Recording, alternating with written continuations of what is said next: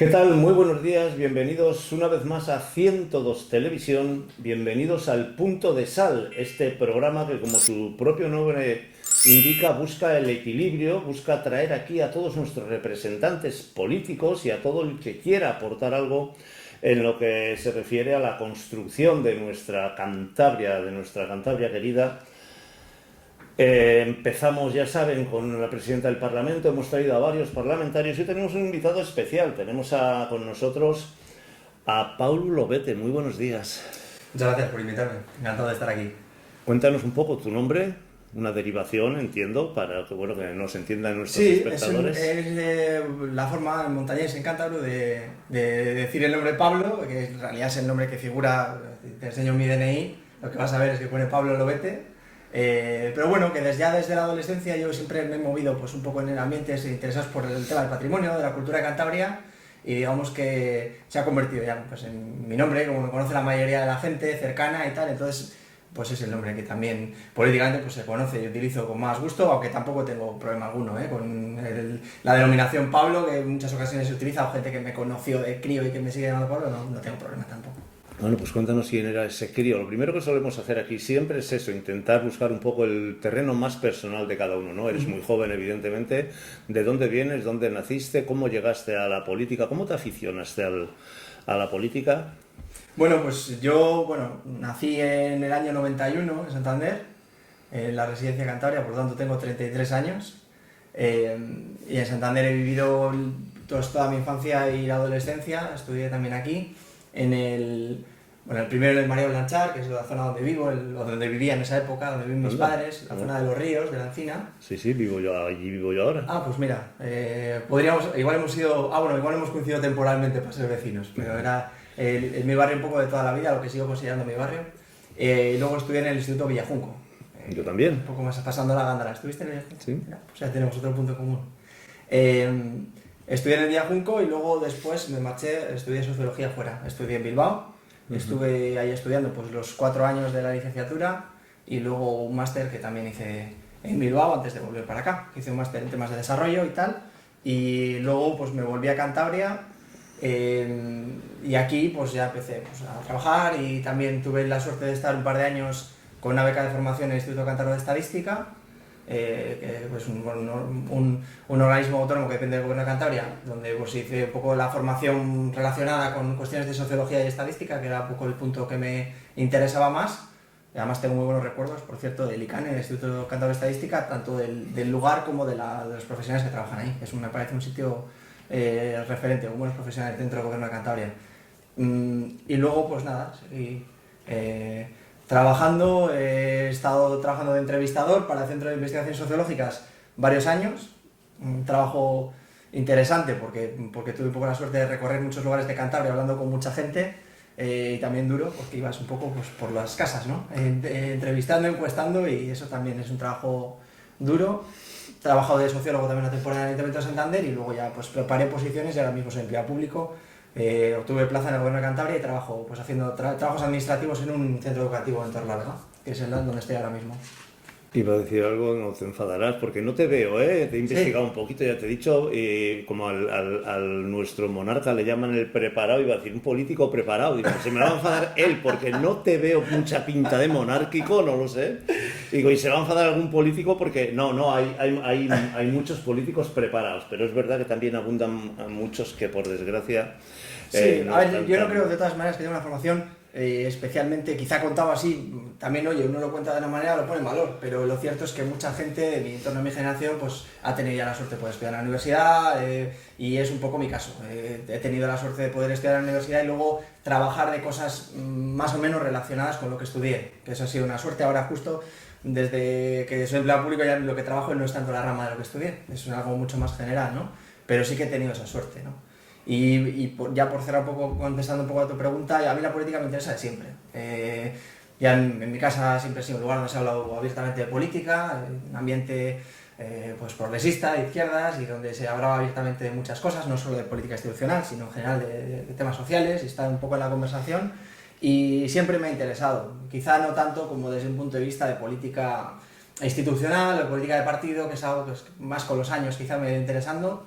Y que bueno, que una vez vas viendo que es algo desde donde se puede hacer algo útil o parece que se puede hacer algo útil, pues que te va enganchando, ¿no? Y también te gusta el poder incidir y transformar la realidad de lo que tienes alrededor. Bueno, de momento empezamos bien. A mí, yo es algo que he reivindicado siempre, ¿no? Que no sé si tú tienes esa sensación de que en los últimos años, cuando yo estaba en el Villajugo, como hemos comentado, los jóvenes teníamos, es mi sensación, quizás esté equivocado, muchas más inquietudes en el terreno político, ¿no? Éramos más participativos, manifestación, bueno, era otro tiempo también, ¿no? Se ha perdido un poco eso. ¿Tienes la sensación de que la gente joven es menos participativa en el terreno político? Algo que para mí es importantísimo para que desarrolle una región o un país. Pues te diría que a veces sí lo pienso. Lo que pasa es que no sé hasta qué punto no nos persigue el fantasma un poco de que nuestra generación siempre es mejor que la que viene detrás, ¿no? Y otras veces no, porque veo que también los jóvenes, ya me sabe un poco raro hablar de los jóvenes y no incluirme, ¿no? Pero la gente más joven que yo, que creo que es el momento de empezar a no incluirme, pero la gente más joven que yo sí participa políticamente, pero quizá de otra forma también, ¿no? Se implica en causas de otra manera. A mí sí que me da un poco de lástima, que creo que a veces lo virtual está desplazando la implicación política en cuestiones reales, ¿no? Y la política, el terreno para mí, de la buena política es el terreno del cara a cara, de las relaciones humanas directamente. Y la política mediada por medios de redes sociales y tal, no digo que no sea útil y ya de alguna forma parte de la realidad, pero es un terreno mucho más pantanoso y más complicado. Es más difícil discernir la realidad de lo que no es realidad y luego es mucho más fácil hacer una caricatura del otro. Y en la política, en el terreno de lo común, del espacio, de encontrarse entre las personas, yo creo que nos vemos más fácilmente de lo que pensamos y los puntos que tenemos en común.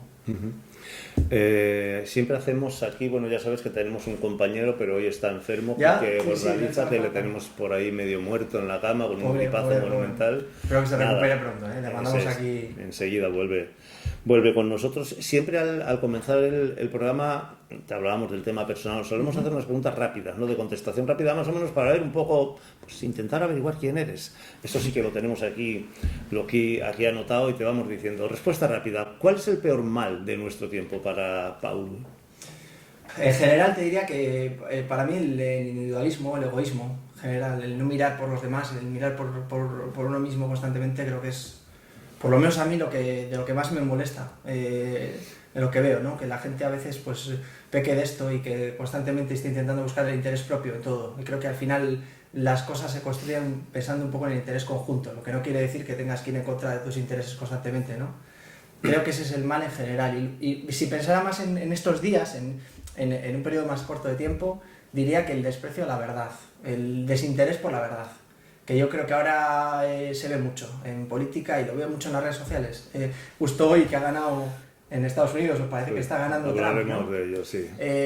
No es un buen día para el mundo, supongo. Yo creo que desde no. Desde tu punto de vista, por lo menos. Desde el mío tampoco, ¿eh? Y no porque sea fan de Kamala Harris, sino porque me parece que al final gran parte de la política que hace Trump se basa en conocimientos, o sea, en hechos que son probablemente falsos, o en soltar mucha información no verificada y no real para intentar confundir. Y esto está ahora mismo en las redes sociales de una manera tan viva, lo hemos visto con... No se estila mucho ahora, vamos a cambiar un poquito y volvemos a las preguntas rápidas.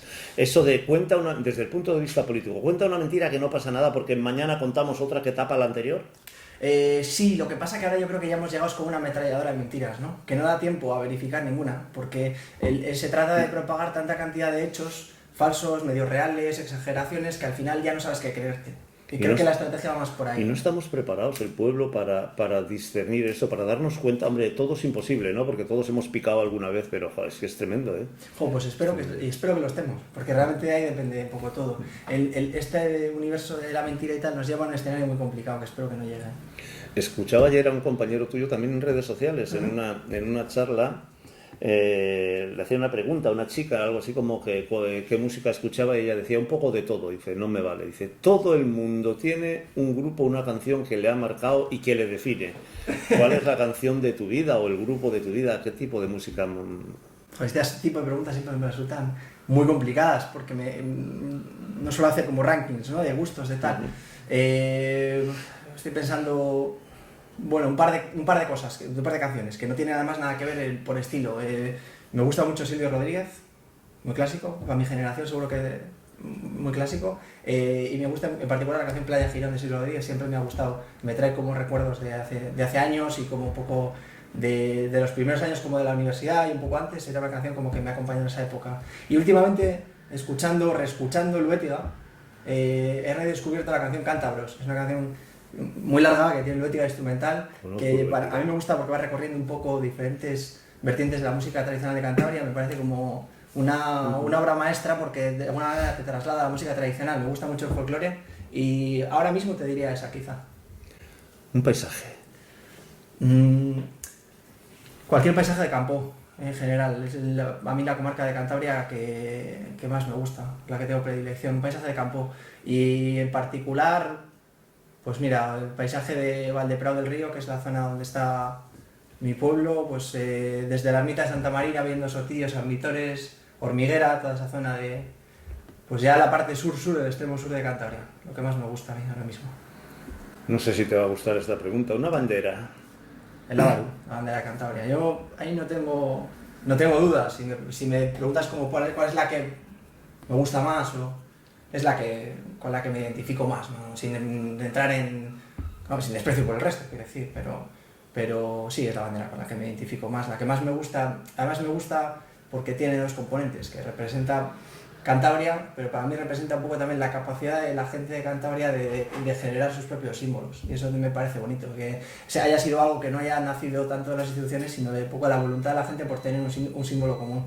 El hecho de que el pueblo cántabro sea capaz de generar símbolos, porque una bandera no deja de ser una invención, todas las banderas lo son, pero el hecho de que el pueblo cántabro sea capaz de generar símbolos en las últimas décadas, en el siglo XX, en el siglo XXI, me parece significativo de la vitalidad que tenemos. Me gusta, por eso. Pero mira, es una cosa curiosa, ¿no? Porque yo a veces sí tengo la sensación de que la gente de izquierdas a veces comete el error de venerar, entre comillas, no es la palabra más adecuada para la gente de izquierdas probablemente, esa bandera que presumimos de crear y que es bueno que se cree para identificarnos, y sin embargo se critica con dureza otras banderas que defienden otros. ¿Tienes esa sensación o simplemente lo que se critica es el uso nacionalista o incluso extremista de esa bandera? Pues no lo sé. A ver, yo pienso que la identidad es muy importante. Políticamente es un motor muy importante. Además en todas las ideologías y en todas las adscripciones identitarias territoriales diferentes, ¿no? Es un motor muy importante. Yo en ese sentido, pues no sé qué decirte, pues que respeto profundamente lo que la gente piense o con lo que la gente sienta, ¿no? En torno a los símbolos. Es que además me parece que la política se compone de muchas cosas, pero también de símbolos. Pensé, cuando me has dicho el tema de la izquierda, que ibas a decir un poco el hecho de despreciar los símbolos o las banderas como elementos pues, folclóricos o que distraen de lo importante. A mí me parece que la identidad es muy importante, pues es lo que nos configura como personas y lo que nos hace sentirnos parte de una colectividad y de un lugar, ¿no? Y en ese sentido pues me parece respetable. Es posible, porque bueno, sí, a veces también es cierto que los símbolos están asociados con identidades territoriales, pero también están asociados con muchos valores, ¿no? Quiero decir, están llenos de ideología en muchos casos, ¿no? Y quizá lo que se discute muchas veces es eso, ¿no? Y se mezcla con los símbolos en sí que no tendrían por qué tener ese componente, quizá. ¿Eres algo mitómano? ¿Tienes algún personaje de la historia que para ti sea... Trump, me vuelo que no. Un personaje histórico que te haya marcado. Pues me costaría decirte, porque no especialmente, no tengo como predilección por un personaje que... Mira, el otro día, y por reivindicar un personaje de Cantabria, por una conversación que estaba teniendo con mi hermano es profesor de historia y siempre salen conversaciones relacionadas con esto. Pues si me da mi clase, que estoy estudiando el grado superior en la UNED. Mira, pues sí. Es profesor de instituto, o sea que esa etapa ya la tienes más que superada, ¿no? Pero bueno, es aficionado a la historia y a la historia de Cantabria en particular, y hablando un poco sobre la figura de Matilde de la Torre, por ejemplo, ¿no? Una mujer pues diputada en las Cortes, de las primeras diputadas, una mujer que de izquierdas en una época muy complicada, tanto para las mujeres como para la gente de izquierda, se tuvo que exiliar, una figura a reivindicar, y que me gusta, mira, aprovechando que hablamos de un personaje histórico, pues reivindicar también una figura diferente, que quizá no es un personaje conocido universalmente, pero que creo que a nivel de Cantabria pues es un personaje interesante y que está bien que se conozca. ¿Qué es el populismo? Yo creo que algo absolutamente extendido en todo el arco, en todo el espectro ideológico, ahora mismo una estrategia política que creo que tiene varias interpretaciones porque digamos que desde el punto de vista de la ciencia política es una cosa, pero coloquialmente pues algo negativo, ¿no? Porque distrae de los verdaderos debates de fondo que tiene la política y se convierte un poco en la manera de soltar pues, soflamas y un poco lo que comentaba antes de los hechos no ciertos, ¿no? Exageraciones, soflamas, para intentar que el debate político no vaya sobre la realidad y sobre los puntos que se tienen en común, sino sobre un poco invenciones, ¿no? Lo que veo es que el populismo muchas veces se asocia a ideologías políticas que se pueden situar en los extremos políticos y me da la impresión de que el populismo está permeando a todos los espacios políticos, también a los espacios políticos que se podían considerar más moderados, porque al final este terreno de la posverdad está un poco instalado ya prácticamente en el debate político en general, la impresión que tengo, ¿eh? Un poco pesimista, pero... Has hablado de extremos. Yo lo he comentado muchas veces cuando hacemos estos debates. Yo soy muy orteguiano, de Ortega y Gasset, no de Ortega Smith. Lo aclaro siempre, ¿no? En el sentido de que Ortega, no sé si la palabra es, despreciaba mucho los dos extremos, tanto el fascismo como el comunismo. No eran algo que a él le pusieran de muy buen humor. ¿Qué es el comunismo para ti? Porque no te voy a preguntar por el otro extremo, que me temo que está bastante claro, aunque también, por supuesto, puedes hablar de ello. Pues a ver, es una de las bases o de las corrientes políticas que han sido tradicionalmente importantes en la izquierda, ¿no? Y a mí me parece que es una palabra que hoy en día se menta más desde la derecha que desde la izquierda. Y eso ya dice algo del espacio que tiene políticamente, ¿no? Creo que la izquierda ha quedado desplazado como planteamiento político en favor de otras corrientes de pensamiento, quizá, y es un término pues, que no se escucha como se escuchaba hace años. Mira, también comentabas en la política de los 90, de los 2000, yo cuando estaba tal, creo que estaba de una manera un poco más viva y que ahora ya casi se agita como una especie de fantasma, un poco de exageración de lo... No sé, no es algo... creo que está más en boca de la derecha que de la izquierda. Quizás murió con la democracia el comunismo tal como lo entendemos, el más radical, porque es cierto que en la posguerra, por ejemplo, la mayor oposición al franquismo vino del Partido Comunista, indudablemente, pero después no se radicalizó en exceso, se identificó demasiado con Stalin y con todo aquello que sucedió en la Unión Soviética, etcétera, etcétera, y eso es lo que ha hecho tanto daño y realmente se ha creado una figura del comunismo muy extrema. Sí, a ver, supongo que como la mayoría de ideologías tienen interpretaciones y manifestaciones concretas que tienen pues, diferencias y matices, ¿no? El comunismo soviético, desde luego, pues es una cosa que creo que también es muy diferente, por ejemplo, a las posturas que tenía el Partido Comunista de España en la transición. Y las dos se puede llamar comunismo, ¿no? Son cosas muy diferentes. Yo creo que, bueno, quizá a veces también el término se intenta pues, reducir a algo concreto de la misma manera que se pueden utilizar términos de manera muy extensiva, que a veces se utilizan de forma pues, excesivamente extensiva, como puede ser el término, fascismo. Fascismo aparentemente puede ser todo, pero al mismo tiempo pues, son algunas cosas, pero no todo, no toda la derecha es fascismo. Creo que los términos también habría que ser cuidadosos a la hora de emplearlos, ¿no? Y entender la amplitud que tienen. O sea, para mí el comunismo, pues si lo piensas como tradición política, tiene algunas cosas positivas en algunos términos y otras cosas pues que no me lo parecen, y sobre todo en las manifestaciones, hechos concretos, pues que no comparto también. Última palabrica para que la definas y entres ya en tu terreno. ¿Qué es Cantabria? Pues mi tierra y el lugar donde quiero vivir toda la vida y el motivo por el que nos... hacemos lo que hacemos y estamos en política y dedicamos tiempo, pues el tiempo libre que tenemos, además, digamos, a intentar cambiar la realidad. Para mí lo que le da sentido a todo eso. Vamos a acabar hablando, por supuesto, de cantabristas y de todas las reivindicaciones que habéis hecho en los últimos tiempos, además muy interesantes algunas, ¿eh? Pero antes me gustaría hacer un pequeño análisis, que es lo que nosotros, llamamos en el programa nuestra parrilla de salida. El curso político empieza siempre después del verano, ¿no? En el mes de octubre, y en esa parrilla de salida hay los partidos políticos con representación parlamentaria que ahora ya están en plena carrera. No creo que ahora todavía estén arrancando motores, porque ya no podemos estar con disculpas toda la vida. Me gustaría que analizaras un poquito en qué posición ves a cada uno de ellos. Nosotros aquí, cuando está Quique, siempre lo hacemos. Quique en ese sentido sí que el primer día dejó algo claro que utilizamos siempre, ¿no? Nosotros veíamos un PP, opinábamos aquí, un PP muy tranquilo, como si diera la sensación de que no teme en exceso a la oposición y que además se siente respaldado por el apoyo, llámale, en presupuestos y a la hora iba a decir la coronación, de la toma de posesión de Buruaga. Después veíamos a un PRC preocupado evidentemente por que Revilla se marcha y va a ser muy complicado en un partido tan presidencialista el relevo. En tercer lugar estaba un PSOE al que, esto sí que lo he dicho yo, tengo una sensación y no es buena en ese sentido, de que se ha acabado casi en Cantabria, estamos hablando en Cantabria, sí, el debate del PSOE en la calle. Quique nos decía que es que depende en exceso del carisma, o llámale como quieras, de su líder, etcétera, etcétera, y que ha perdido su cantabricidad.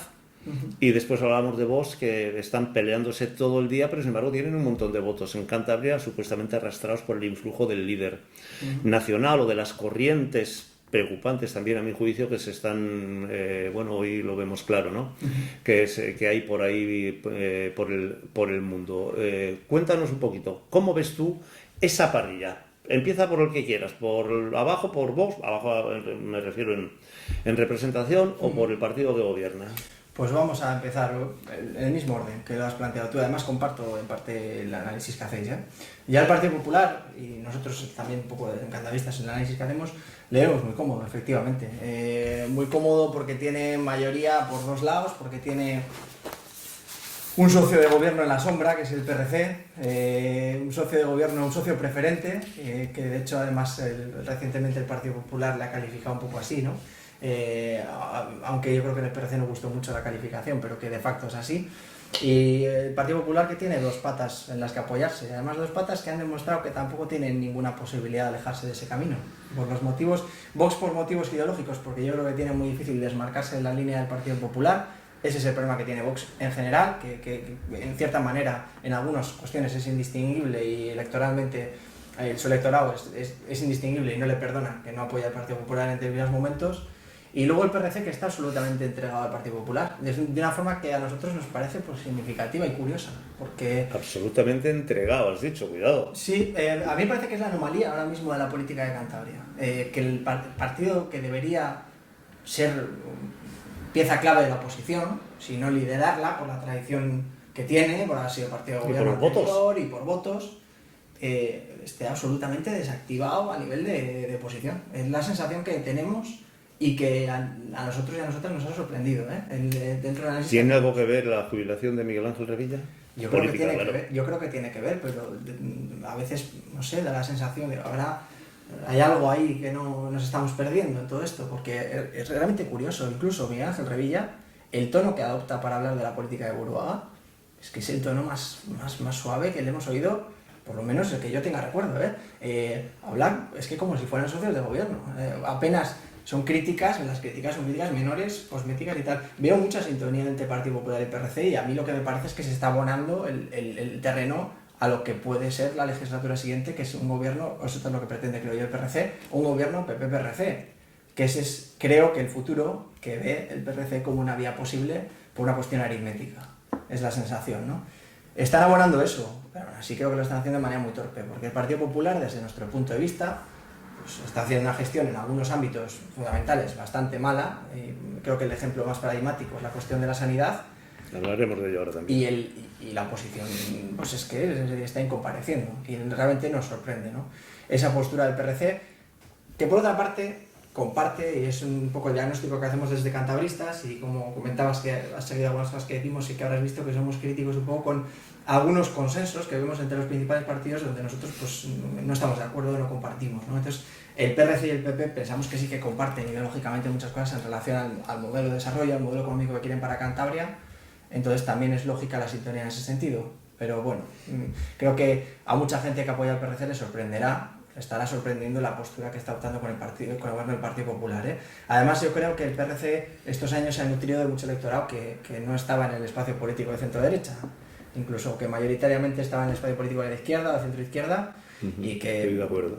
Creo que está viendo con pavor pues, el PRC sosteniendo de una manera tan cómoda y tan dócil al gobierno del Partido Popular. Yo creo que les va a pasar factura. También habla un poco del momento que están, que tampoco quiero entrar en cuestiones internas que les pertenecen, pero que es un momento complicado y que políticamente se manifiesta. Y analizando un poco la posición del Partido Socialista, yo creo que Quique tiene un poco razón, depende del carisma y también depende un poco de los vaivenes de Madrid. Además hemos visto ahora con esta especie de preprimarias del PSOE que lo que se debate muchas veces es pues quién es el que tiene el apoyo de Madrid, quién es el que tiene menos apoyo de Madrid. Parece que ese influjo que tienen externo constantemente, el hecho de tener un poder superior encima, hace que todo se distorsione y sea muy difícil desarrollar liderazgos, ¿no? Yo creo que Zuloaga ha intentado, y ya podríamos entrar si de una manera más acertada o menos, generar un liderazgo carismático en torno a su figura y eso es algo que no ha salido bien. Pero también es cierto que es muy difícil generar un liderazgo cuando tienes encima otros que sabemos que mandan más y que te pueden quitar mañana si quieren. Es un problema que comparte el PSOE, pero que también tiene el Partido Popular o Vox, que realmente no son dueños de lo que hacen. Y la gente de Cantabria, que tenemos muchos defectos, pero tontos no somos y sabemos perfectamente pues, hasta dónde llega la capacidad que tienen para decidir. Me gusta, es que soy algo tocapelotillas a veces, ¿eh? Me gusta leer entre líneas. Has dicho una frase ahí entrecomillada, bueno o no. Es que hay algo que se me escapa, analizando al PRC, la relación PRC-PSOE. Hay algo que se me escapa. Hay algo que, a mi juicio, Sí. ha tenido, bueno, el tema judicial, evidentemente es un tema judicial, que sigue adelante, pero yo creo que poca repercusión en cuanto al debate público, que se ha apagado. El caso Carreteras. ¿Por ahí puede ser algo que se me escapa o no? ¿No estabas pensando en eso? Sí, no, totalmente. Yo por ahí, no, y además no oculto mi opinión. Evidentemente es un tema del que tendremos que saber más, pues según avance también la investigación del proceso judicial. Lo que sucede es que es evidente que el pacto de investidura para investir al Partido Popular incluía el que no haya una comisión de investigación sobre el tema de carreteras y que no se dé más paulo a un tema que en el fondo es de interés público. Y que es una posición difícil de explicar por parte de los dos. Porque si el PRC quiere que haya luz y taquígrafos respecto al tema del caso carreteras porque se trata de un hecho aislado, donde un funcionario aislado ayuda a una serie de empresas y no tiene nada que ver con ningún tipo de trama mayor, se trata de una persona en particular, pues que se haga una comisión de investigación, se depure, se vea que fue una persona, que efectivamente el consejero no sabía nada, que nadie sabía nada y que no tiene nada que ver. Si el Partido Popular considera también lo mismo, pues que se haga esa comisión y se vea, ¿no? A mí me parece que la ocultación es extraña del asunto y que se ha intentado que el tema pase cuanto antes, porque efectivamente al tema carreteras yo sí que creo, también tampoco soy ingenuo, que los tiempos en los que se destapa la trama de carreteras tienen mucho que ver con las elecciones autonómicas. Por algún motivo se destapa una trama antes de las elecciones autonómicas perjudicando electoralmente al PRC. Eso creo que es un hecho, ¿eh? Sí. Pero después... Es evidente, además. Es un hecho evidente. Pero después, las elecciones y el acuerdo de investidura creo que contribuyen a apagar ese fuego que al PRC le estaba desangrando completamente, con el favor del PP. Y yo creo que a partir de ahí se genera una buena sintonía, que digo, pues a veces, no sé si se nos escapa, porque tampoco han sido claros del todo respecto al acuerdo en torno a eso, y yo creo que es un elemento que está ahí. Has pensado, detesto hacer preguntas sobre cosas que no se pueden demostrar, pero bueno, hay algún hilo que yo podría hablar. En mi propio ayuntamiento ha habido una denuncia que coincide con una licitación que curiosamente está en la empresa, una de las empresas implicadas en el caso Carreteras.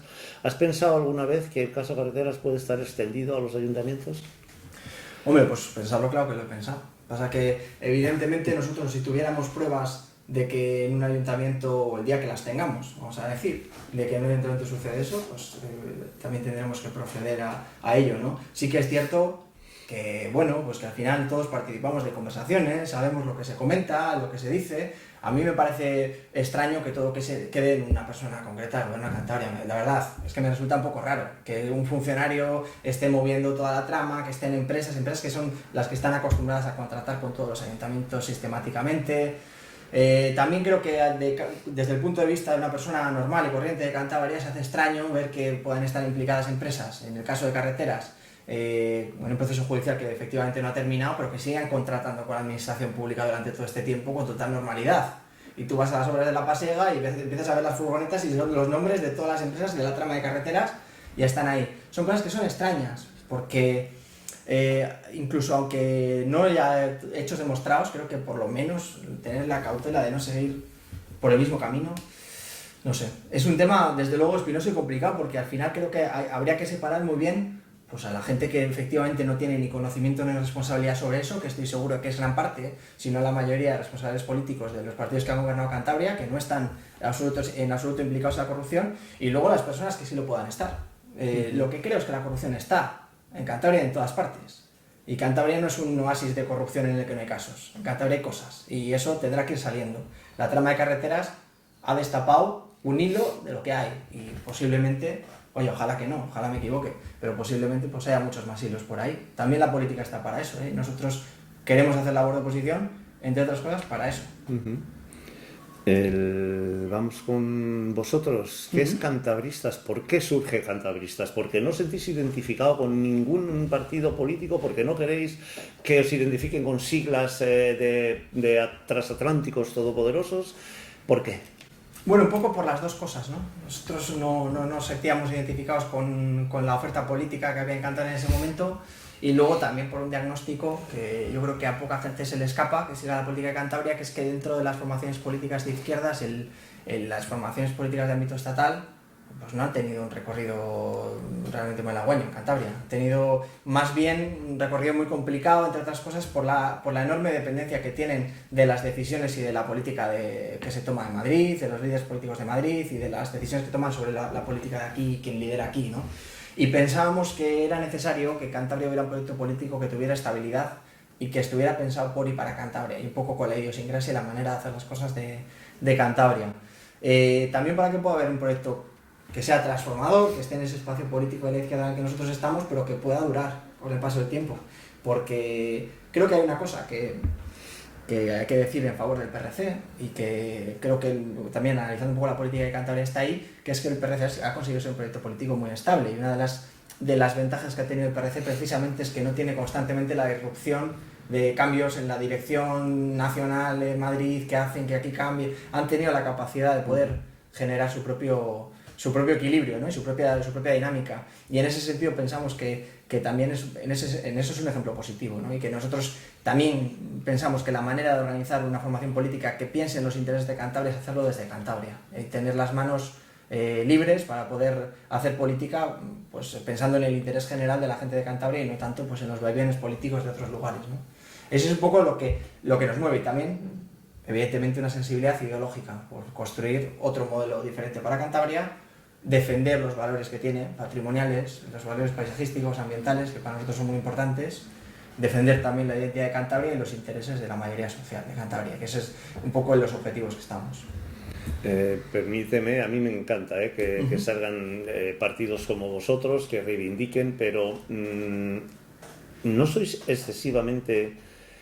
no te va a gustar la palabra, intransigentes, en el sentido de que parece que cuando se os lee, digo, pues claro, luego hablas contigo y eres un torbellino hablando, lo tienes claro, pero cuando se os lee en entrevistas, en redes sociales, etcétera, etcétera, la sensación es de que todo está mal, todo está mal, todo está mal. ¿Nunca aciertan los demás? Hombre, a veces aciertan, efectivamente. Es cierto que la política... todo el mundo tiene tendencia a señalar más lo malo que lo bueno del otro. Eso es, pero bueno, no solo nosotros. Si eres oposición. No solo nosotros, eso yo creo que lo hace todo el mundo, ¿no? Lo que pasa es que nosotros defendemos un modelo que es verdaderamente opuesto al modelo que defienden la mayoría de partidos de Cantabria en relación a algunas cuestiones que para nuestro punto de vista son fundamentales. Entonces, es lógico que haya choques y diferencias. Lo hemos visto y creo que hay pues, unos cuantos ejemplos, ¿no? En lo que se refiere a la ordenación del territorio tenemos visiones completamente opuestas a las del Partido Popular, también a las del PRC-PSOE. En lo que se refiere a urbanismo tenemos también visiones diferentes a las que tienen ellos. En lo que se refiere, por ejemplo, al modelo sanitario también tenemos visiones diferentes. Y el modelo de transporte, por ejemplo, tenemos visiones diferentes a lo que han hecho en los diferentes gobiernos, el PRC-PSOE y el Partido Popular, y es lógico que en ese sentido pues quizás remarquemos las diferencias, ¿no? También es cierto que nosotros representamos un espacio político que en Cantabria está infrarrepresentado, porque el espacio político de la gente de izquierdas, progresista en Cantabria, tiene menos espacio político institucional del que creemos o analizamos nosotros que tiene socialmente, porque no es lógico que no haya una formación nítidamente izquierdas en el Parlamento de Cantabria con una barrera del 5%. O sea, efectivamente, claro que hay espacio político para que eso esté en el Parlamento de Cantabria, y ese es también el análisis que hacemos, ¿no? Evidentemente, pues eso confronta con el proyecto político diametralmente opuesto pues, del Partido Popular, de Vox. Claro, tenemos muchas diferencias. Desde que ha empezado este gobierno, también hay que decir que igual tenemos hasta más, porque hay muchas cosas que ni siquiera, que se hacían desde nuestro punto de vista más o menos bien, que ahora ni siquiera se están haciendo de la misma manera. Entonces es lógico que estemos siempre en esa posición. Yo siento, a veces, lo hablamos nosotros, siento que a veces seamos gruñones, un poco, que tengamos este espíritu político gruñón, pero también siento que es que mucha gente Cantabria estamos un poco cansados y hartos de esta política que es un poco el día de la marmota, de repetir las mismas cosas, debates un poco de baja altura, nunca se habla del fondo, de las cuestiones. ¿Os sentís, perdona, un Sí. poco despreciados en ese sentido? Como si desde el gobierno o de los demás partidos, son un grupo de chicos, míralos, pero que tampoco se os haga participar mucho en los debates sociales Pues mira, y demás. entendemos la estrategia de ellos, porque la omisión es la estrategia inteligente desde su punto de vista, hacer como que no existimos. Lo que pasa es que ha pasado ya una cosa con el paso del tiempo, que yo creo que ellos también, bueno, creo no, sé que se han dado cuenta, que es que ya Cantabristas es un hecho, es una realidad que está. Ya en las últimas elecciones lo fueron viendo y luego después yo creo que el análisis que todos los partidos hemos hecho del resultado de las últimas elecciones les lleva a pensar que bueno, que aquí hay algo. Y efectivamente ellos tampoco pueden pasar por esto como si no existiera. Y de hecho nosotros, tanto por información que tenemos como porque vemos cosas, pues vemos que el resto de partidos políticos también intentan moverse, respondiendo a las inquietudes que ellos consideran que nosotros estamos sabiendo de alguna manera representar.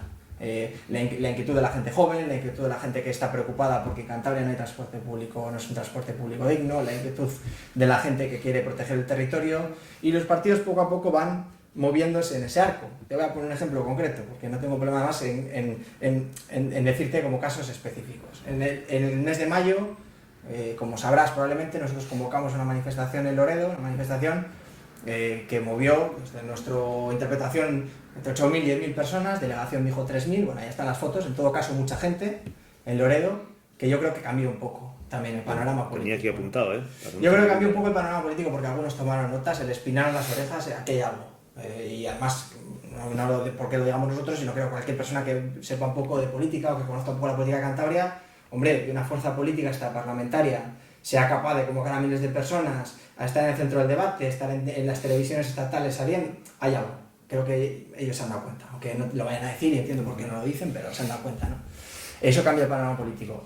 Y lo que te iba a decir, el ejemplo concreto, la manifestación de Loredo nosotros la convocamos y el Partido Socialista sale el día anterior a hacer una rueda de prensa poco menos que diciendo que la convocan ellos. Aquí todo el mundo mueve ficha. Efectivamente todo el mundo mueve ficha. Sale el PP y contesta, pero en vez de contestar a nosotros, contesta a Zuloaga diciendo aquí todo el mundo mueve ficha. Creo que el hecho de que el resto se muevan denota que nosotros estamos incidiendo. Y esto es una anomalía, porque efectivamente nosotros somos un partido político extraparlamentario con un número modesto por ahora de votos que no tendría por qué ser influyente en la política de los grandes, ¿no? Pero vemos que hay influencia y que las cosas se mueven y creo que eso significa algo. Oye, he visto que sois, también me gusta eso, ahora te contaré, te va a gustar, reivindicativos evidentemente con las figuras históricas de la izquierda, de gente casi olvidada que lo pasó muy mal en la posguerra. Mañana le hacéis un homenaje a Jesús de Cos, si no me equivoco, ¿no? Sí, a Jesús de Cos, además. ¿Sabes que es de mi pueblo o no? Pues mira, no sabía que era de tu pueblo, sabía que era de tu zona. Riclones. Vale. Nació allí su... De Riclones sí, bueno, sí, ahora estoy pensando que de Riclones sí sabía que era. Yo a Jesús sí que le conocí. Además estuve en varios homenajes de los que él hacía. Estuvimos en Vejes en alguna ocasión y también en Camargo, en el monumento que hay en el Parque de la Ría, si no olvido el nombre del parque, al lado del polígono Trascueto, ahí en Camargo, ¿no?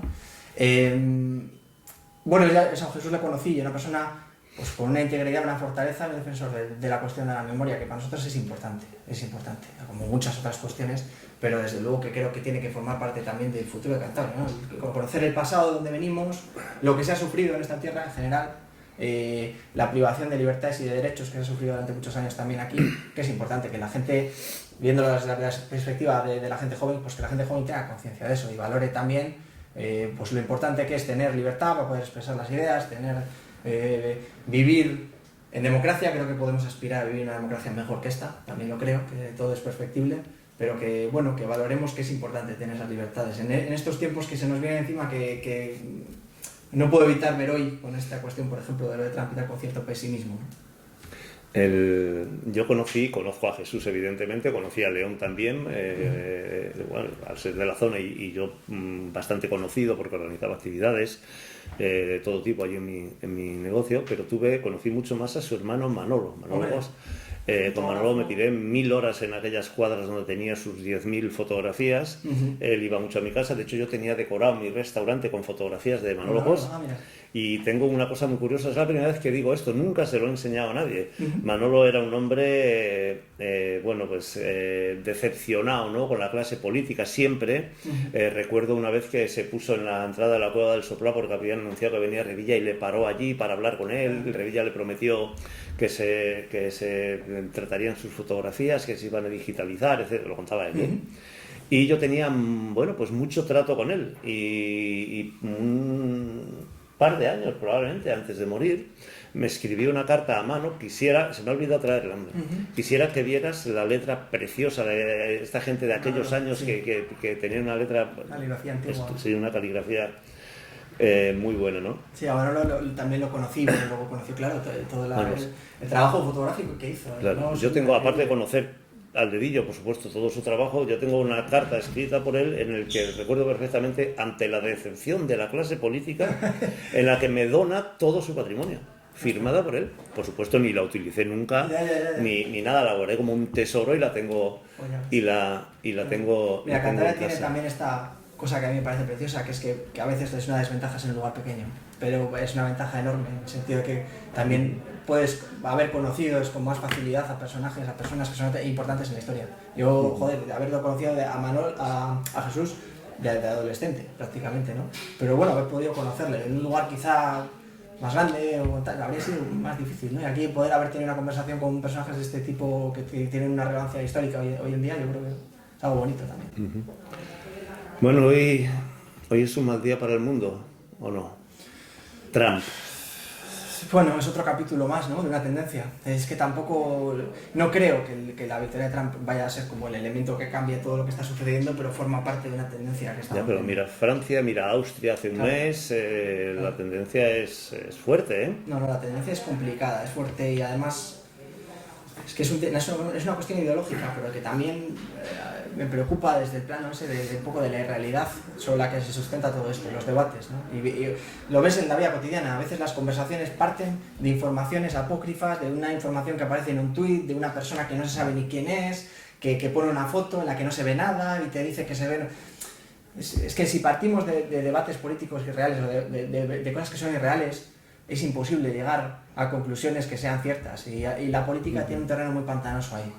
Me preocupa incluso a nivel de Cantabria, porque creo que nosotros, como proyecto político también, somos fuertes un poco en los debates que tienen que ver con la realidad. Si tenemos que entrar en el plano de las invenciones, exageraciones y tal, pienso que nos van a rebasar otros porque son más capaces de inventar y de exagerar que nosotros. Es la sensación que tengo. Me preocupa en muchos sentidos. Bueno, venga, vamos a los debates de la realidad. La vivienda, esa te trae por la calle de la amargura, os trae. Normal además, claro, sí. No lo digo como algo peyorativo, sí. Nos trae políticamente y personalmente también. Coincide con una cuestión generacional en parte, porque igual la gente joven está en mayor medida buscando vivienda o intentando emanciparse y tal, y en Cantabria tenemos una situación complicadísima. Estamos repasando datos porque esta semana, la siguiente, organizamos unas jornadas en relación a esta cuestión de la vivienda, pues intentando analizar qué políticas se deberían seguir, ¿no?, en materia de vivienda, porque está claro que hay que intervenir y hay que hacer algo. Eso a mí me parece sorprendente que el Partido Popular, por ejemplo, sea tan dogmático económicamente como para pensar que las cosas se regulan solas cuando ya se ha visto que esto es un mercado imperfecto, absolutamente, que no se regula solo, que está generando que no se pueda acceder a un bien de primera necesidad como es la vivienda. Entonces, lo cierto es que hay que intervenir y hay que poner medidas desde la política. Y creo que el debate en este momento tendría que ser sobre qué medidas.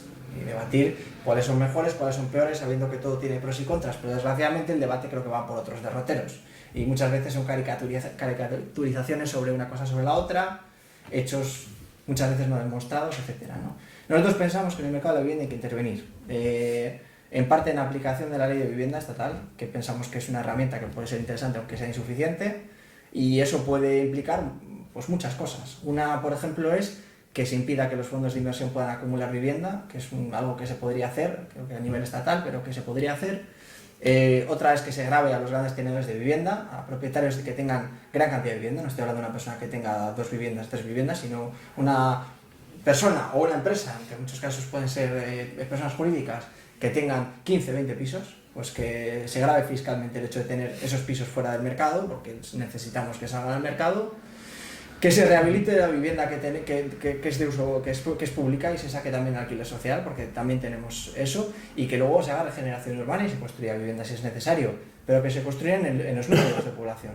Nosotros y próximamente presentaremos un documento en relación al uso de solares vacíos en Santander. En Santander está lleno el centro de solares vacíos que deberían urbanizarse, que no se están urbanizando y sin embargo se está construyendo en todo el radio de Santander. Y ese es un modelo que nosotros no compartimos porque apostamos por un modelo de ciudad compacta. Entonces, creo que las medidas son múltiples y también la intervención de precios puede ser una medida, la intervención de precios del alquiler puede ser una medida, que tiene evidentemente algunos contras, pero que también tiene algunos pros. Y yo creo que hay un falso planteamiento por parte del Partido Popular y los defensores del libre mercado en esta cuestión de la vivienda, que es que ellos están planteándolo en los términos de intervención, no intervención del mercado. Cuando en realidad lo que ellos están proponiendo es una intervención profunda del mercado, porque la construcción de vivienda pública, que es por lo que se está apostando ahora, que además es una solución a largo plazo, porque no se va a construir de hoy para mañana, la construcción de vivienda pública es una intervención brutal del mercado, porque lo que estamos diciendo es que el mercado no es capaz de generar su propia oferta, y tiene que ser el Estado, con los recursos públicos, el que genere la oferta y insufle oferta al mercado para que el mercado funcione. Es una intervención absoluta y brutal, y yo no estoy en contra de intervenir en el mercado. Tal pero como tú lo cuentas, va totalmente en contra de las políticas liberales que ellos pregonan. Claro, es que yo no estoy en contra de intervenir en el mercado porque no soy liberal en lo económico. Quiero decir, no creo en el liberalismo económico en esos términos o en el neoliberalismo en esos términos.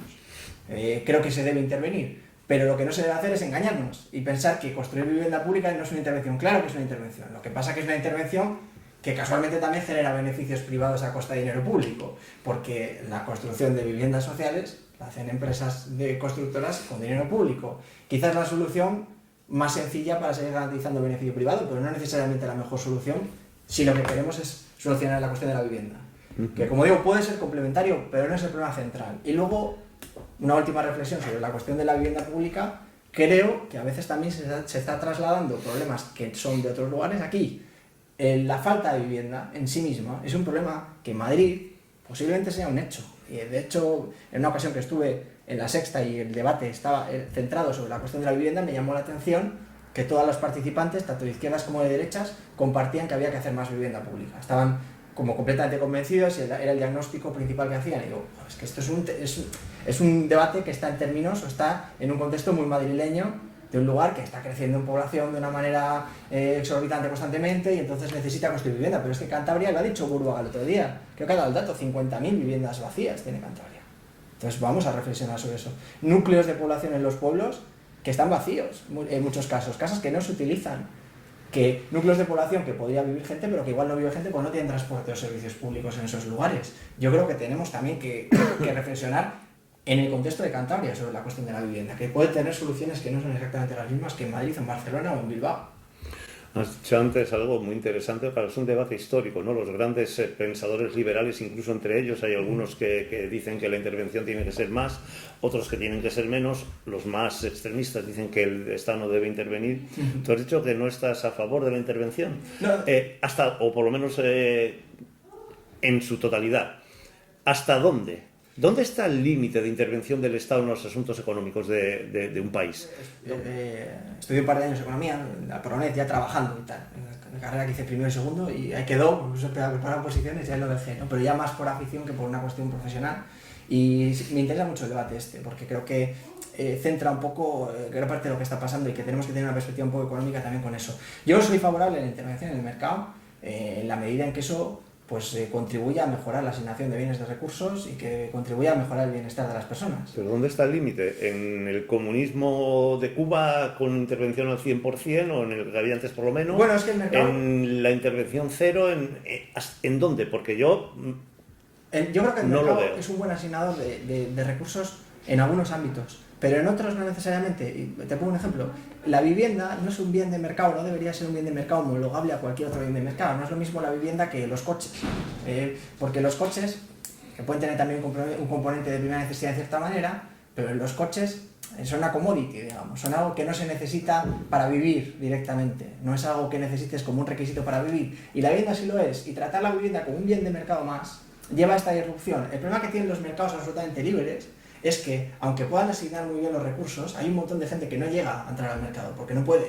El capitalismo no tiene colas, como tenía la economía planificada, de esta manera tan visible, que estaba la gente en la cola del pan, ¿no? En esas imágenes de países de la Unión Soviética, ¿no? Que aparecía la cola del pan. El capitalismo no tiene colas porque el que no puede comprar no se pone a la cola ni siquiera, ¿no? Siempre en los mercados libres hay personas que no pueden entrar al mercado simplemente porque no pueden acceder a ese bien. De la misma manera que yo no me puedo comprar, yo qué sé, cualquier tipo de bien de lujo, ¿no? Que no quiera tampoco, pero no me lo puedo comprar.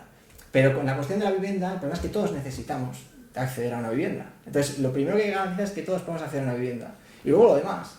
El problema es que se está privando el interés especulativo con la vivienda sobre otras cosas, tratándola como un bien de mercado más. Y esto tiene una derivada que creo que económicamente es preocupante, porque es todas las capitales de inversión, la capacidad de inversión que tiene la sociedad, en lugar de invertirse en economía productiva, en lugar de invertirse en empresas, en fábricas, se está invirtiendo en comprar vivienda. Los fondos de inversión, las empresas, en lugar de estar montando otras empresas, generando actividad económica en los polígonos, intentando transformar el tejido productivo, se está dedicando a atesorar vivienda. Y eso realmente es lamentable porque agota la capacidad de inversión que tiene una sociedad. Tenemos que evitar que la vivienda sea un bien de inversión tan rentable, porque si es tan rentable no va a haber inversión en todo lo demás. Es un efecto en cadena que realmente es preocupante. Lo que pasa es que es un beneficio a corto plazo que yo creo que mucha gente no quiere renunciar, claro. O sea que, a ver si te ubico para tenerlo claro, ¿estarías dispuesto a aceptar el regular por medio del Estado algunas de las cosas, como es la vivienda, por ejemplo, sí, pero aceptas que el Estado puede regular por sí mismo algunas situaciones? El mercado yo creo que puede ser un buen asignador de recursos. Estás aceptando posiciones liberales. Bueno, estoy aceptando la existencia del mercado, porque decir, la existencia del mercado, pero desde posiciones económicas de la izquierda en muchos ámbitos es algo que está. Es decir, no me parece que... Lo que no acepto es un poco el dogma neoliberal de pensar que el mercado es una especie de ente mágico que se autorregula, porque me parece que el mercado ha demostrado constantemente que no se autorregula porque se parte de una premisa que no es cierta, que es que en los mercados existe información perfecta, todos los consumidores se comportan como homo económicos, intentan maximizar su beneficio e interés personal, y creo que las personas no nos comportamos así realmente, a veces en algunos sentidos sí, pero en otros no, y los mercados nunca tienen información perfecta, por lo tanto no son perfectos y por lo tanto necesitan ser regulados. Todos los mercados tienen normas, todos los mercados tienen que tener normas para funcionar. Pueden ser buenos asignadores en determinadas materias, pero tienen que tener normas y el Estado tiene que estar para poner esas normas. Pero también esa propia economía liberal de la que tú estás hablando ahora también te dice que aceptan también como algo que está ahí, que la aplicación de sus teorías conlleva desequilibrios, que es evidente. Es evidente porque si tú premias el talento, premias el esfuerzo, premias determinadas cosas dejando que el mercado se regule solo, hay gente que simplemente en algo tan natural como es que hay gente más inteligente y menos inteligente. Ya no vamos a entrar en particulares como que eres más o menos trabajador. Si se hace así, el que trabaja más conseguirá más. Entonces, es muy complicado ese debate, pero igual tenemos que venir aquí otro día a hablar solo de eso. Es muy complicado. Unas cuantas horas, ¿no? Sí te resumiría mi posición en que para mí los derechos fundamentales de las personas, el derecho a la vida, a la dignidad, a tener lo básico para vivir, lo que necesitas está por encima de cualquier tipo de receta económica. Es decir, el objetivo de la economía tiene que ser que las personas vivan mejor y que vivamos todos en las mejores condiciones posibles. Y luego, pues lo demás, que decir que hay iniciativa, que una persona a través de su esfuerzo pueda venir. Yo no estoy en absoluto en contra del esfuerzo individual. Se ha conseguido desde políticas, claro, si nos vamos al extremo en ningún sitio, ¿no? Pero desde políticas de izquierdas de verdad, sin aplicar teorías liberales, que se está haciendo hasta en China, que es un país supuestamente comunista, ¿es posible regular eso? Bueno, yo pienso que sí, claro, si no tiraría la toalla, creo que sí, completamente. Creo que lo que no tenemos que ser es dogmáticos, ni en lo económico ni en lo ideológico. Intentar buscar las recetas que puedan funcionar en cada contexto, sabiendo que, bueno, para mí la economía neoliberal, ya te digo, creo que funciona a veces sobre premisas mágicas y reales, y luego que obvia sobre lo que está trabajando es sobre seres humanos. Los seres humanos tenemos que tener unas condiciones básicas. O sea, el mercado no puede estar por encima de la dignidad de las personas. Y a veces, casi siempre, yo creo que en esta sociedad estamos priorizando intereses de mercado sobre intereses que deberían ser mucho más importantes. no hay que tener miedo tampoco a intervenir en eso. Otra cosa es intervenir de manera chatarrera, claro. Oye, hay una cosa que sí me ha llamado la atención, que he visto, no sé si salió de ti o de Cantabristas, pero sí, seguro de una persona afín que tú has reposteado, vamos. Que parece que el gobierno de Cantabria ha implantado una norma según la cual se van a hacer deducciones a los alquileres que estén por debajo de 1.000 euros. A mí me llama poderosamente la atención que desde algún lugar se hable de alquileres además creo que lo ponéis así en algún lugar, me parece bien, se hable de alquileres de 950 euros como si fuera un regalo para el arrendatario. Además, sin especificar ningún tipo de característica de la vivienda, porque puede ser un ático de 40 metros cuadrados por 990 euros al mes y encima le desgravan fiscalmente hacerlo. Pues otra barbaridad. Una intervención en el mercado, porque es una intervención en el mercado, pero que justo beneficia a los que en muchos casos no hay que beneficiar. Ya, también hay que preguntarse, ¿son las personas que tienen pisos en alquiler las personas que más necesitan el apoyo del Estado? Pues no, es que los recursos públicos se tienen que destinar fundamentalmente a quien lo necesita y no a quien menos, ¿no? Y la idea de que una desgravación fiscal de este tipo va a sacar pisos de alquiler al mercado me parece, bueno, de una ingenuidad total. Como muchas otras medidas que se toman en materia de fiscalidad por parte fundamentalmente de la derecha, que es quien tiene este tipo de recetas. Me acuerdo de otra medida, tomó el gobierno de Cantabria con los municipios en riesgo de despoblación, que eran unas desgravaciones fiscales por vivir en un municipio. Pues muy bien, pero nadie va a vivir en un municipio en riesgo de despoblación porque le hagas una desgravación fiscal de 200 euros o 300 euros en la declaración de la renta. Esa es la realidad. Eso no es una medida efectiva. Es que no son medidas que vayan a transformar verdaderamente lo que se está haciendo. En este caso me parece una desfachatez porque realmente el mercado de alquiler necesita otro tipo de regulaciones. Y no esta transferencia, porque no deja de ser una transferencia de dinero público a personas que justamente en su mayoría no son las que necesitan ese tipo de apoyo. Hablamos de tu amigo, lo digo sin sorna, porque estamos hablando de política, vaya, pero sí que he visto algunas, de hecho creo que lo has dicho antes, que es el peor de la historia, ¿no? César Pascual, ¿qué tal lo lleva? Me parece nefasto, pero además me parece nefasto por un motivo más allá igual incluso de lo sanitario, que yo creo que en la política hay que estar para buscar el interés general.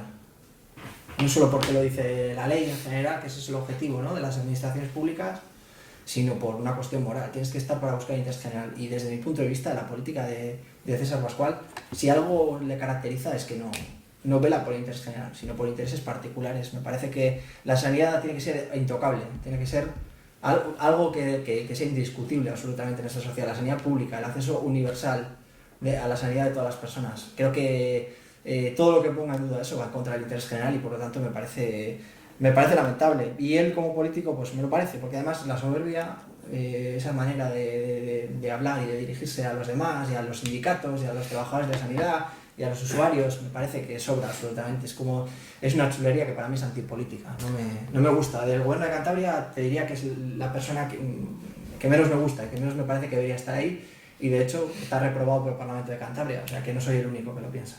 No voy a ser yo quien haga de defensor, que no estoy aquí para esto, ¿no? Pero yo que he vivido en el mundo rural siempre, claro, sí que he visto antes de la llegada del actual gobierno, con el PRC, con el PSOE, etcétera, los consultorios cerrados. Antes llegabas allí y te decían cerrado, estamos comiendo, sí. O estamos o ya mata el teléfono porque hoy libramos, ¿no?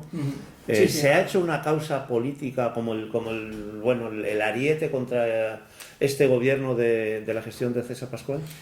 Bueno, tú vas a decir que no, claro. Se ha hecho porque lo es, porque es un tema político fundamental, es lógico que preocupe, pero comparto contigo que el proceso de degradación de la sanidad pública no empieza con César Pascual, empieza mucho antes, es un proceso que lleva décadas. De hecho, la falta de profesionales sanitarios que hay ahora, esto tendrían que responder los que hace 10-15 años estaban planificando la sanidad de después, estaban determinando el número de plazas en las facultades, el número de plazas MIR, tendrán que responder sobre esto, porque esto viene de una planificación fallida, ¿no?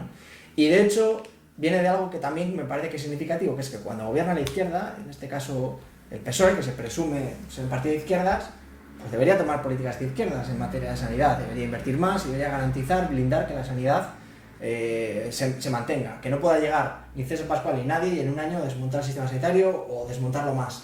Y lo cierto es que de la degradación veníamos, y en algunos casos nos han dicho, además, detractores y gente que nos dice, no decíais nada cuando estaba el gobierno, sí decíamos, y en realidad nosotros hemos sido críticos. Además, por una cuestión ya propia de Cantabria, hay dos modelos en materia sanitaria, y aquí no se está siendo claro, yo creo, a la hora de definir el modelo.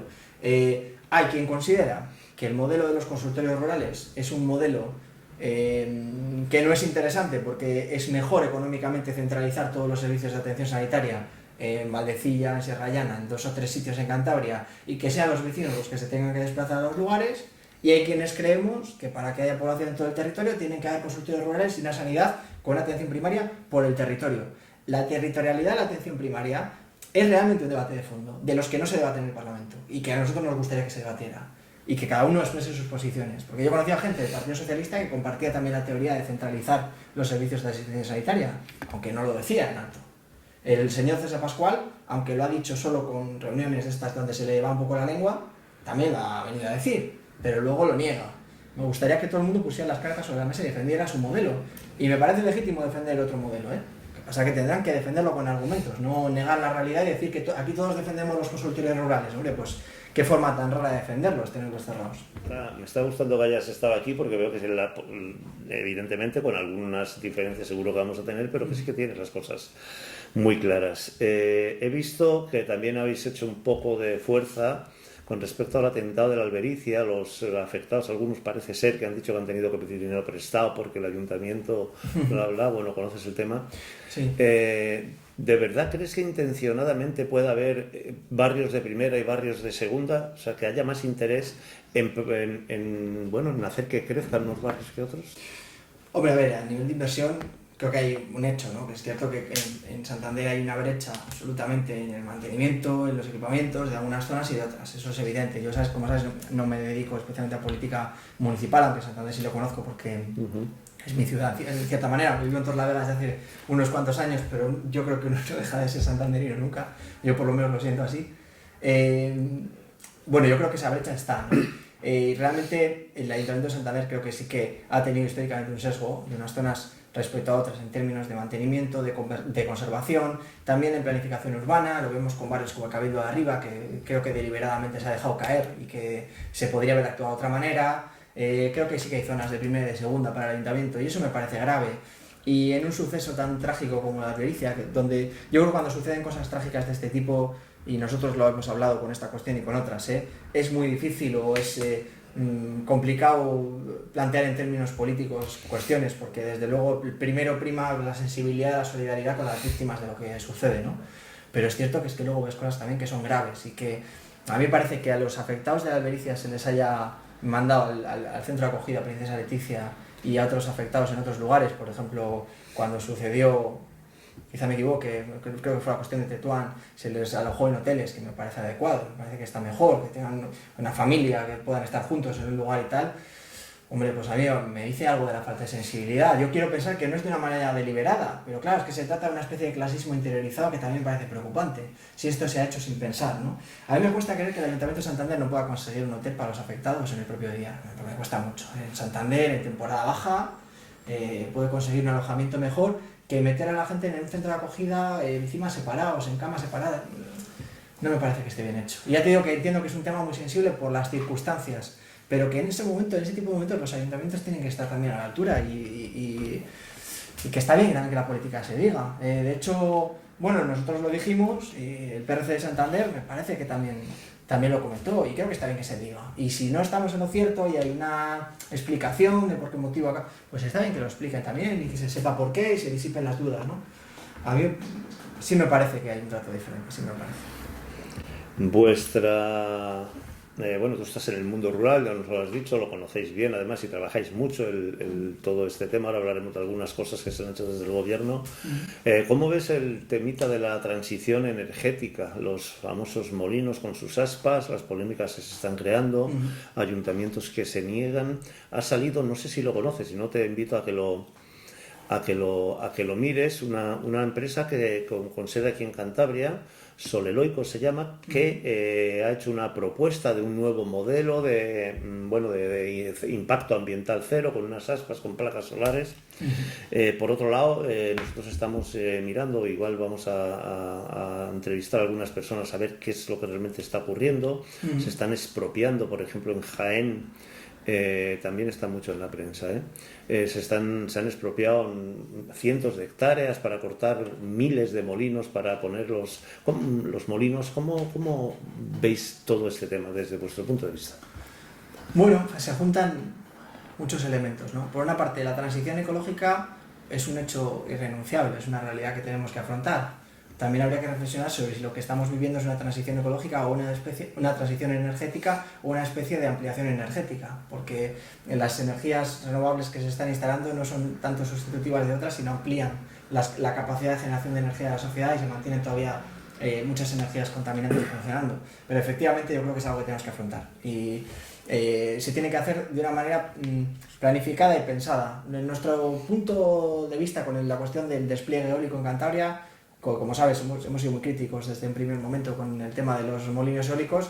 Es que aquí se han hecho las cosas pues haciendo la casa por el tejado, o diciéndolo como diríamos en Cantabria, poniendo el carro por delante de los bueyes, ¿no? Porque de alguna manera han sido las empresas las que han determinado en qué lugares querían instalarse sin una planificación territorial previa, porque como sabes en Cantabria no tenemos plan de ordenación del territorio, por lo tanto no hay ninguna zona destinada a este tipo de infraestructuras, sino que se ha ido determinando sobre la marcha, y el caos se dio desde el principio, porque no sé si recuerdas todas las movilizaciones que hubo en los valles pasiegos por una serie de proyectos que en un principio no se veía mal desde el gobierno de Cantabria. Lo que pasa es que la oposición popular, pues la oposición vecinal hizo que el gobierno de Cantabria reculara y dijera, no, Valles Pasiegos no, porque tiene valores ambientales y patrimoniales y tal, como si el resto de Cantabria no tuviera valores patrimoniales y ambientales. Y no lo digo en detrimento de Valles Pasiegos, sino al contrario. Valores patrimoniales, ambientales, paisajísticos, afortunadamente tiene toda Cantabria. Y es algo que tenemos que entender y preservar también. Y a nosotros nos preocupa que todo este despliegue eólico se está haciendo un poco por la puerta de atrás y a todo correr, con la demanda de las empresas energéticas de instalarse en lugares, intentando pasar los controles pues, lo más rápido posible y sin muchas garantías de que realmente se está haciendo bien. Ahora ya lo estamos viendo en el escudo, que se está avanzando a toda velocidad y se están, pues lo voy a decir literalmente, reventando turberas y zonas de valor ecológico del escudo para poner los molinos, con un beneficio que no sabemos cuál va a ser, porque realmente las zonas afectadas no se van a beneficiar tampoco de una manera directa de esto, ¿no? Creo que tenemos un problema que tendría que haber venido un debate sosegado, que tendría que haber sucedido antes en Cantabria, que es que se hubiera hablado de cuál es la planificación territorial. Igual tiene que haber instalaciones o alguna instalación de molinos eólicos en Cantabria, si nosotros no decimos que no, pero tendremos que determinar dónde se quiere esa instalación y luego que esté la instalación, no al contrario. Y la manera que está haciendo es absolutamente lamentable. Ahora en el escudo, se va a hacer en Aguayo y se pretende hacer también en Campó, esperemos que no se haga, pero estamos en ese momento. También pienso que al final se está yendo a todo correr con la implantación de las renovables y se está haciendo pues, a todo correr y sin ningún tipo de sensibilidad ambiental. Igual estamos generando un mal peor del que estamos salvando, pues destruyendo estas zonas con esto. Los eólicos tienen muchos problemas, generan todas las pistas, desnaturalizan el entorno, son instalaciones que son equiparables a instalaciones industriales, por mucho que visualmente nos parezca que puedan ser más o menos inocuos. O sea, es un problema complejo, sí. El cántabro es un idioma, no, es el castellano mal hablado. ¿Sabes de quién es esa frase, no? De Miguel Ángel Revilla, si no me equivoco. Fíjate, yo creo que es una frase que el tiempo pasa muy mal por ella. Que el tiempo pasa muy mal por ella, porque a pesar de todos los prejuicios que se han tenido en Cantabria con la cuestión del cántabro, del patrimonio lingüístico, como lo queramos denominar, yo creo que muchos de esos prejuicios se han ido venciendo con el tiempo. Entonces, yo creo que, y es la postura que nosotros defendemos, en Cantabria tenemos una riqueza cultural, patrimonial en todos los ámbitos, también en el ámbito lingüístico, una riqueza que además tiene una manifestación en la literatura de Cantabria, en la cultura popular, José María de Pereda, Manuel Llano, Jesús Cancio, ese patrimonio lingüístico está.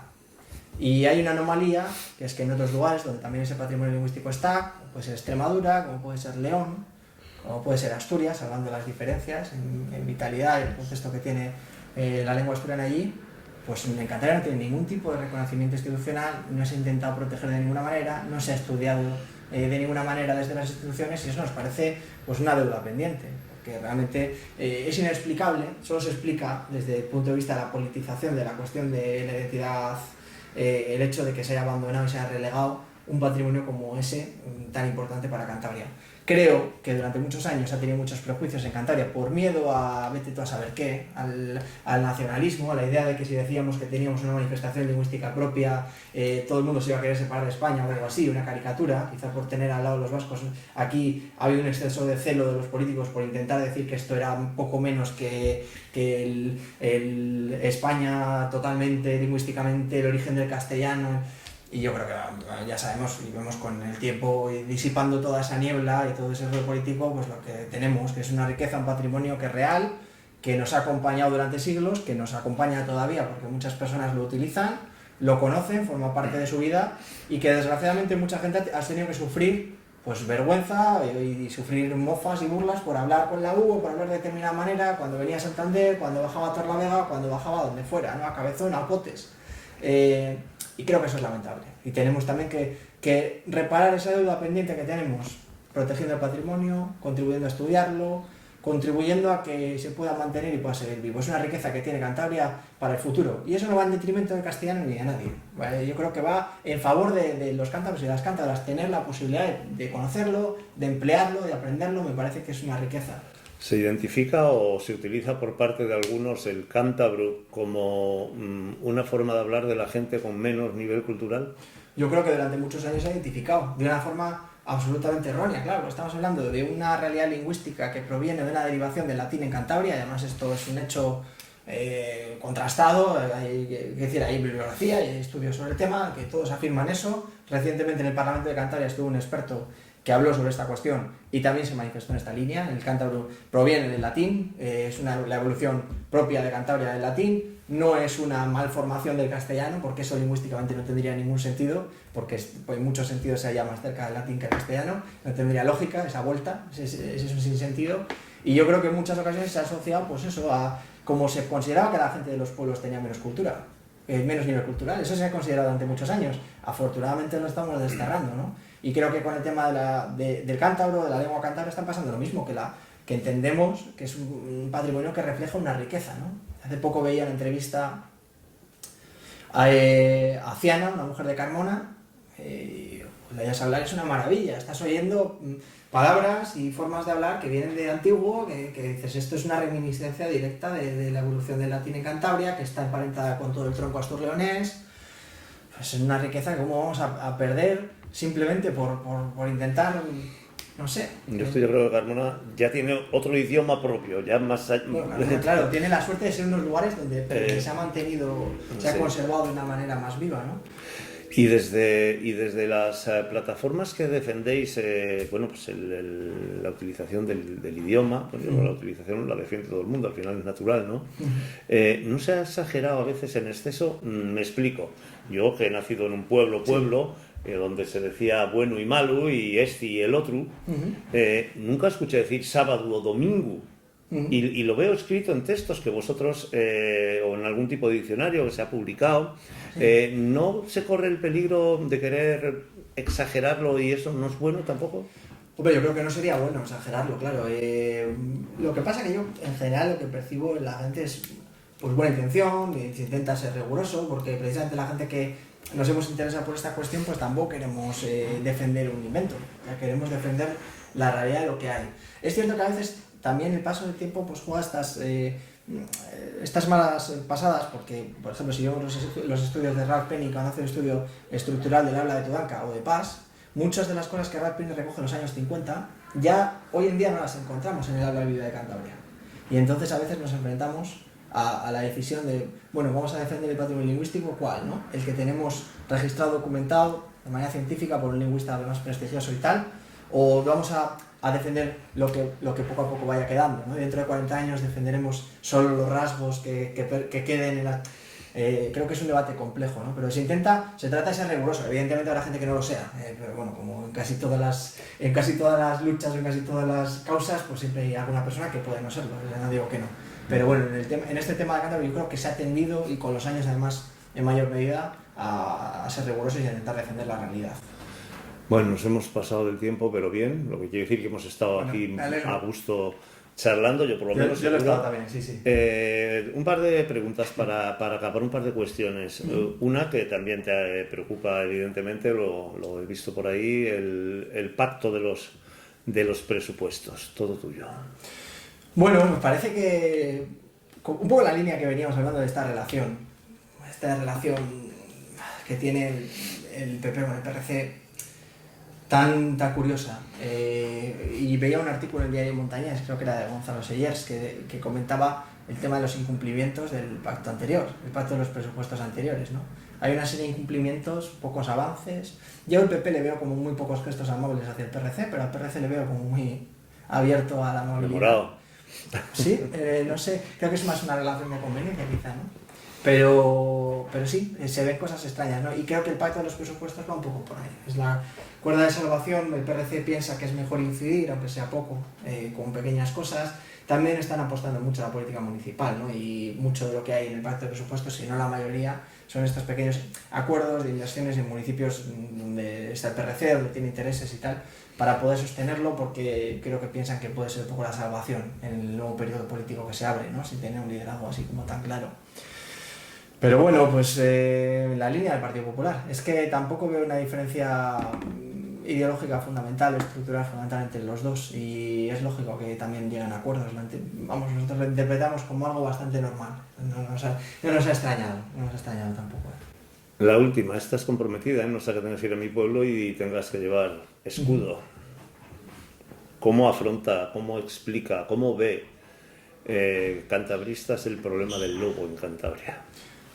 Uno de los grandes temas, por toda la profundidad que tiene también el debate, y que yo creo que exigiría políticamente de un debate, no sé cómo decirlo, sosegado, pero sobre todo honesto, en que todas las partes pusieran su posición clara, ¿no? Cuando hace unos años se llegó a unos acuerdos con la Mesa del Lobo, que implicaron a las organizaciones conservacionistas, también a ganaderos, también al gobierno de Cantabria, y eso quedó paprao, no se hizo nada con ello. Se metió en la nevera y no se aplicó, pero a nosotros nos parece que era un poco la vía, intentar alcanzar acuerdos. Nosotros no negamos la problemática del lobo, que a veces la caricaturización que se hace de quienes somos ecologistas y defendemos el medio ambiente, además nosotros lo hacemos activamente y sin ningún tipo de reparo. A veces se hace una caricaturización que parece que a nosotros lo que les pasa a los ganaderos con el lobo nos da igual, en absoluto. Nosotros pensamos que hay un problema, que es un problema complejo, que no solo se soluciona con indemnizaciones, que se tiene que solucionar con otro tipo de medidas, y que está entroncado con un problema que tiene la ganadería en general. La ganadería extensiva en Cantabria ha cambiado mucho con el paso del tiempo, la forma de practicar la ganadería también ha cambiado mucho. La propia gestión, el pastoreo ha pasado a ser algo que no se hace de la misma manera que se hacía hace 30 o 40 años, y eso también tiene que ver con la gestión del lobo. Entonces, las medidas que tenemos que poner son globales, y yo creo que a veces también se simplifica desde un punto de vista urbano la cuestión del lobo como si fuera una cuestión de indemnizaciones y punto, pero entiendo perfectamente que a un ganadero o una ganadera no le vale con que le paguen lo que le han matado, porque lo que le están quitando, lo que ha perdido, es mucho más que el propio valor de los animales. Claro. Es todo el trabajo anterior y lo que representa, ¿no? Entonces, es un tema complejo que yo creo que hay que tratar abriendo un debate, que estén todos los actores implicados. Y un debate honesto, partiendo de una premisa que también creo que hay que decir claramente, que el debate no es lobo sí, lobo no. El debate parte del lobo sí. Pero ese no le plantea a nadie, porque a veces claro. Se da la impresión de que desde la otra parte se plantea la extinción del lobo. Ni un solo ganadero plantea Por eso yo creo que es importante evitar la caricaturización del otro. En este debate hay todo, pero ni creo que los grupos conservacionistas ecologistas, por lo menos lo que yo conozco, les dé igual la ganadería y consideren que tiene que haber lobos bajando a los pueblos y tal, paseando por ahí, ni considero que los ganaderos, o la inmensa mayoría de los ganaderos, estén por la vía de la extinción del lobo. Partiendo de ese punto en común, tenemos que plantear escenarios de convivencia entre la ganadería extensiva, que queremos que siga existiendo, y la apuesta nuestra como cantabristas es que la ganadería extensiva siga existiendo, y el lobo. También es cierta una cosa, tendremos que tener como gobierno en Cantabria algún tipo de estrategia sobre hacia dónde queremos que vaya la ganadería. Porque lo que no puede ser es que nos parezca bien todo y ya está. No hay ningún tipo de orientación estratégica. La ganadería está en una crisis que no es de ahora, es de hace muchos años. Y deberíamos empezar a pensar qué modelo ganadero queremos. ¿Queremos un modelo ganadero extensivo, de alta calidad, que tenga unas implicaciones? Bien, pues habrá que apostar por ello. Incluso que los términos, que no se mueva tanto en términos de rentabilidad económica, sino también por la rentabilidad social y ambiental de tener ganadería extensiva. Vamos a promover eso, que haya ganadería extensiva para el cuidado del territorio, para la custodia del territorio. Perfecto. Con unos acuerdos que impliquen también la gestión de los montes, que implique también que no haya incendios forestales, que implique una serie de cosas. Podemos hacerlo de esa forma, pero tiene que haber una orientación estratégica del sector ganadero, que creo que también ha faltado. La improvisación es lo que también está generando ahora este debate tan de mirada corta en esta cuestión. Ya quería cortar, pero tengo que seguir, ahora no tengo más remedio porque lo que has dicho me parece interesantísimo, ¿no? ¿Tienes la sensación, y creo que hay mucha gente que tiene esta sensación, de que en los últimos años, en las últimas décadas, probablemente la protección de la ganadería en Cantabria, teniendo en cuenta las posibilidades de competencia que tiene con respecto a otras y en otros países, se ha limitado a decir vamos a dar subvenciones para aguantar esto, a ver cómo podemos aguantarlo, pero no se han dado soluciones reales? Sí, yo creo que esa ha sido la política, intentar minimizar los daños, o por lo menos prolongar en el tiempo los daños. Porque de la mala política. Claro. Bueno, pero de la que se ha hecho desde Cantabria, quiero decir, porque desde el gobierno de Cantabria, también de la política europea de cierta manera, porque tiene un poco esa orientación, ¿no? Pero... Alguien dijo un día que las grandes revoluciones empezaron siempre en los pueblos pequeños. Es decir, el ver la visión del mundo rural como, venga, vamos a tenerlos tranquilos, vamos a protegerles para que aguanten un poquito, pero al final es que es imposible aguantar, lo estás viendo, están desapareciendo ganaderías diariamente. El declive se sabía, es la sensación que tengo, pero se intentó que fuera a lo largo del tiempo de una manera... Que viniera cuando estuviera el siguiente, ¿no? Claro, y que fuera poco a poco y que se fuera desmontando ese sector sin... Es cierto que también hay otra realidad que yo creo que tenemos que analizar, que es que la ganadería se transformó mucho, incluso en el siglo XX. La ganadería láctea, la ganadería de leche, cuando llegó a Cantabria, pues transformó absolutamente cómo era el sector ganadero, se introdujeron razas de tipo lácteo y tal, y se promovió un tipo de ganadería de leche que luego tuvo un declive muy grande con la entrada de la Unión Europea, y de hecho ha sobrevivido mejor la ganadería extensiva de carne que la de leche, con algunas excepciones, ¿no? Entonces, esa transformación, todo ese proceso de transformación tendría que haber venido acompañado de políticas públicas. Por ejemplo, si se pretende que el valor fundamental de la carne de Cantabria sea que es carne producida en extensivo, de alta calidad y tal, vamos a promover eso, pero entonces, ¿qué sentido tiene que estemos promoviendo también explotaciones lácteas intensivas, medianas y grandes en algunos sitios? Pues es que igual no tenemos que promover unas y promover otras. Lo que pasa es que la política implica tomar decisiones que a veces gustan a unos y no a otros. Intentar tener contentos a todos en el tema de la ganadería en particular, yo creo que ha sido una decisión muy mala, Y a mí me da pena, y con esto termino, porque ahora, y voy a decir, además, como lo pienso, desgraciadamente sigo los plenos del gobierno de Cantabria, del Parlamento de Cantabria, desde fuera, lo intento ver a través de esa cámara que se ve mal y tal del Parlamento, intento seguirlos, y es que son desoladores porque no se va a las raíces y al origen de prácticamente ningún debate. Y salen los oradores y leen lo que tienen preparado sin entrar en profundidad nada. Y creo que, por ejemplo, para hablar de ganadería, aparte de estar informado y conocer el tema, que me parece que es importante, yo tampoco soy experto en ganadería y creo que tendrían que hablar personas que sean expertas, tendremos que entrar a valorar todo esto, todo ese contexto, e intentar trazar una estrategia. Y estoy seguro que si partimos de la realidad se pueden encontrar acuerdos, incluso acuerdos de cantabristas con otros muy diferentes. Estoy seguro que en muchas cuestiones podemos llegar a acuerdos, pero hay que partir de la realidad. Hay algo que a mí me llama la atención, ¿no? Cuando yo vas a Madrid, Barcelona, por ejemplo, nunca veo, lo digo respecto a la explotación de carne, que parece que algunos han vendido como la salvación posible de nuestra ganadería, etcétera, etcétera. No veo que, por ejemplo, la carne de Tudanca, que pretendemos vender aquí, que lo es, de alta calidad, etcétera, etcétera, etcétera, salga fuera, no ha adquirido esa fama que tienen otras carnes. La pregunta al hilo de esto ¿es posible?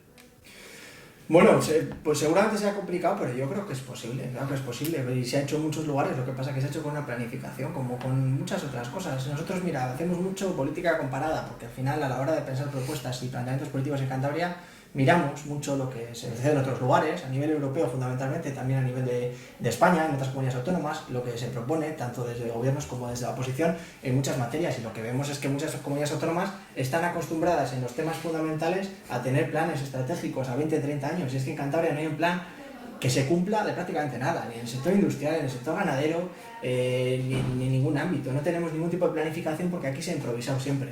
Improvisar es lo que ha costado, o lo que nos está costando tanto con el tiempo, y Cantabria sale mal parada a improvisar. Lo cierto, el otro día salían datos de empleo, y todos los partidos tienen esta costumbre de echarse los datos a la cabeza según salen, pero es que la realidad es que Cantabria tiene un problema estructural de empleo, que no es culpa de Urbaga, que es culpa de un periodo mucho más amplio.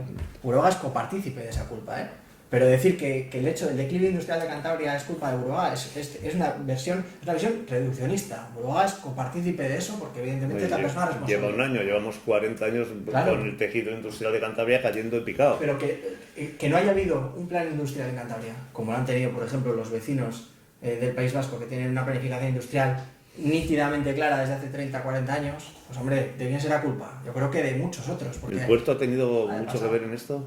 Bueno, seguramente ha tenido que ver también, Pero bueno, es que también a veces tenemos información tan confusa. Sabes que nosotros somos muy críticos con el proyecto de la Pasiega, que tiene relación con el puerto o no. Porque según lo que veas, la noticia que veas, la información que veas, Puertos del Estado dijo que no, luego te cuentan que sí. Yo veo los portavoces de los partidos, todos dicen que es clave para el puerto, pero luego en realidad desde Puertos del Estado en su día el único informe técnico que hay dice que no tiene ningún tipo de vinculación con el puerto, ¿no? Bueno, se utilizan a veces estrategias extrañas. Yo creo que no hay que hacerse trampas al solitario, aquí hay que hacer debates profundos y nosotros estamos abiertos a estar equivocados en muchas cosas, ¿eh? Y somos muy críticos y tenemos una posición diferente en muchas cosas. En muchas creo que tenemos razón, en otras puede ser que no tengamos razón, pero tendremos que debatir sobre las realidades y sobre los hechos de Cantabria. A mí me parece que si algo bueno tiene el proyecto de Cantabristas es que venimos a aportar debates que no estaban. Y en la política de Cantabria hace falta que se hablen los debates, que se planteen los debates de otra manera, porque tenemos una política absolutamente acomodada y anquilosada a debates cíclicos sin profundidad sobre las mismas cosas, sobre la misma obra que él hace antes. Creo que tenemos que ir hacia algo un poco más, exigirnos un poco más, y políticamente la sociedad cántabra está por encima del nivel de la política cántabra, ahora mismo creo.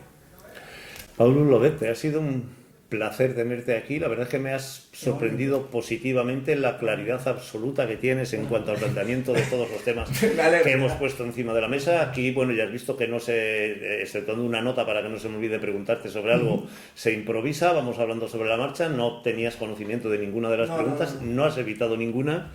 Y yo creo que nos ha faltado otra hora y media para poder hablar de soluciones, porque hemos hablado mucho de problemas y de críticas, como son lógicas desde un partido de la oposición al gobierno, pero necesitaríamos tiempo. Lo haremos otro día cuando quieras. Ya sabes que 102 es una ventana que tienes siempre abierta para vuestras reivindicaciones, para contarnos lo que queráis, y si no, pues tendremos que sentarnos a tomar un día una caña y seguir hablando, porque me ha parecido interesantísima la conversación que hemos tenido hoy Al Punto de Sal. Muchísimas gracias por estar con nosotros. Gracias por contar con nosotros y cuando queráis aquí estaremos otra vez.